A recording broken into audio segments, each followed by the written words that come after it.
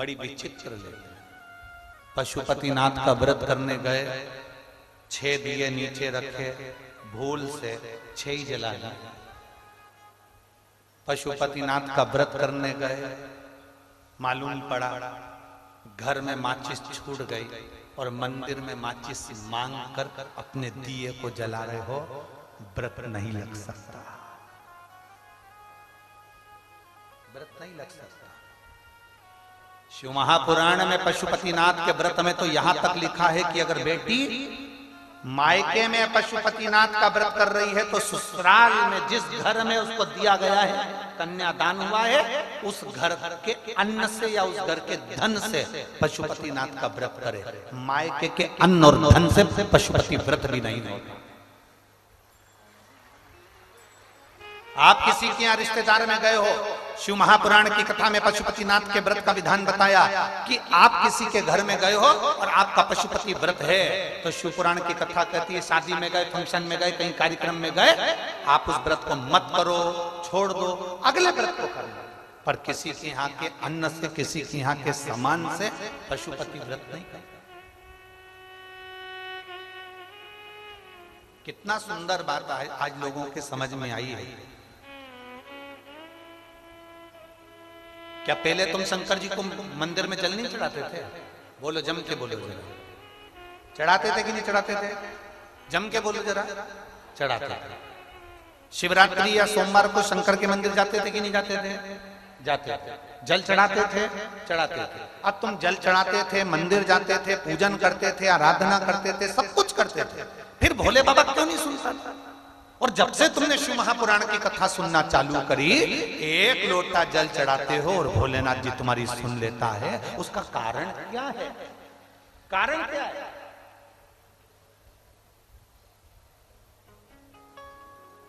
क्या कारण है कि भोलेनाथ जी तुम्हारे 1 लोटे जल से प्रसन्न होने लगे? क्या कारण है कि शंकर भगवान तुम्हारे 1 लोटे जल से प्रसन्न होकर तुम्हें वर देने लगे? क्या कारण है कि शंकर भगवान पे चढ़ी हुई बेलपत्र खाने से औषधि होने लगी? उसका कारण क्या? कारण केवल एक है।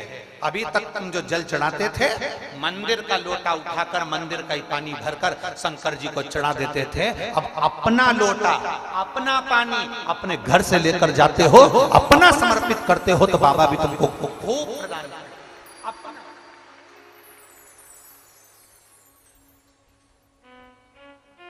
दे रहे हैं ना। अब ऐसे तो तुम मंदिर में जाओ, मंदिर का लोटा उठाओ, जिसने लोटा रखा होगा उसमें 25, 30, 50 रुपए तो खर्च हुए होंगे। बोलो तो जरा जम के। वहां का पानी भरते होगे तो वो जो खड्डा खोदा होगा, बोर लगाया होगा, कुआं खोदा होगा, बावड़ी खोदी होगी, किसी ने तो पैसा खर्च करा होगा। जरा जम के बोलो। अब पानी भी किसी दूसरे का, लोटा भी किसी दूसरे का, और तुमने उठाया और ले जाके 2-4 लोटा टुंडेल दिया और सिर पे पल्लू लेके हर हर महादेव। महादेव समझ गए पक्की बेवकूफ बना रही है। इससे फल नहीं है, इससे आनंद नहीं। भगवान भी सोचेगा फिर आई गाय को, खा लिया, आ गई लोटा मंदिर का, बोलते जाओ जल्दी जल्दी, पानी मंदिर का, महादेव मंदिर का।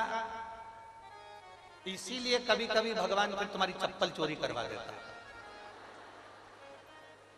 इसी चक्कर कि अरे यो कंजूसड़ी। भगवान भी कहता है कि अब जा, और जो मंदिर के बाहर गई उर्रा वाला, ए ताऊ, ए ताऊ। ताऊ बोले क्या? चप्पल कहां गई? तो ताऊ बोला मैं तेरा के नौकर, चप्पल देखूं तेरे, तू ढूंढ। नहीं मिली। 3 दिन तक डिप्रेशन में चली। अब नहीं जाऊंगा। सियोर वाले महाराज ने कहा था जल चढ़ाना, मुझे क्या मालूम था कोई मेरी चप्पल चुरा के ले जाएगा।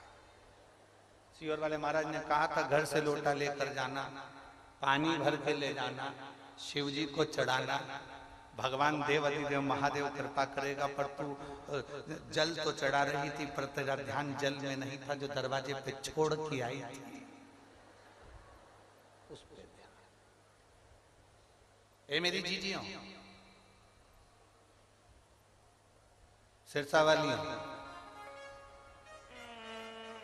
तारा बाबा की कुटिया में बैठ के कथा सुन रही हो, आसक्ति रखकर कथा बिल्कुल मत सुनो, एकदम अड़भंग। आज हम गोविंद जी से पूछ रहे थे, गोविंद जी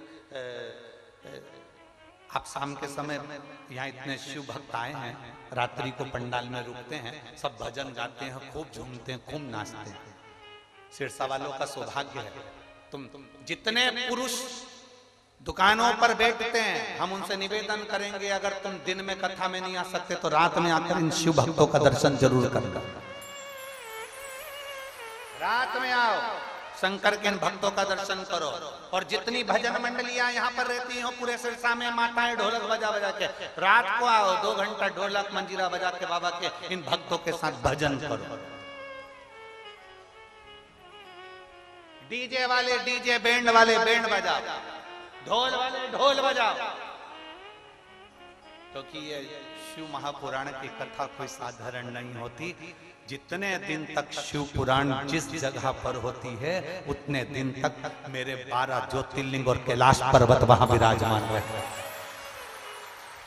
विराजमान रहते हैं उतने दिन तक। और तुम्हें 7 दिन में से 1 या 2 दिन मेरे भोलेनाथ तुमको ऐसा महसूस कराएंगे जैसे हल्की हल्की पानी की बूंदें गिर रही है, ठंड लग रही है, ऐसा लगेगा कोहरा गिर रहा है, बादल छाए हैं, ऐसा महसूस होगा जैसे हम कैलाश पर्वत की यात्रा कर रहे हैं, केदारेश्वर और केदारनाथ, और हम अमरनाथ जा रहे हैं। 7 दिन में दर्शन करा, 7 दिन लीला का दर्शन वो कराता है।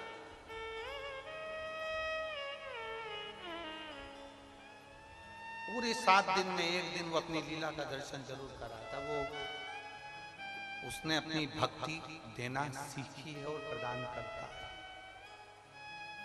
कभी ना सुनता। शिव सुनते हैं, आपका अपना पानी का लोटा हो, अपना हाथ में अपन जल लेकर जा रहे हैं, सारी समस्या का हल बोल बम का नारा है। हम जब बाबा के दरवाजे जा रहे हैं तो वो सुने। और मेरे भोले तेरा सहारा है, मेरे भोले तेरा सहारा है, मेरी नैया का तू किनारा है, मेरी नैया का तू किनारा है। मेरे बाबा मैंने पुकारा है, मेरे बाबा मैंने पुकारा है, मेरी नैया का तू किनारा है, मेरी नैया का तू किनारा। उसको पुकार, वो आए। जब हम उसको पुकारते हैं हमारे करीब में वो आता है, जब हम उसको बुलाते हैं हमारे नजदीक में वो पहुंचता है। पुकार, पशुपति व्रत करो, मना नहीं, दूसरे के धन से नहीं, दूसरे के वैभव से नहीं। और एक बात आज हम यहां से जरूर कहें, सीहोर कुबेरेश्वर धाम भी अगर तुम आओ ना तो यहां बैठकर पहले बाबा से विनती करना, बाबा मुझे 7 मार्च से 13 मार्च कुबेरेश्वर धाम जाना है, पर तू मुझे इन 15 दिन में 10 दिन में मेरी व्यवस्था तुझे करना पड़ेगी, मेरी झोली भर दे, मैं पहुंच जाऊंगी। पहले विनय करो, प्रार्थना करो, बोलो, तब सुने, तब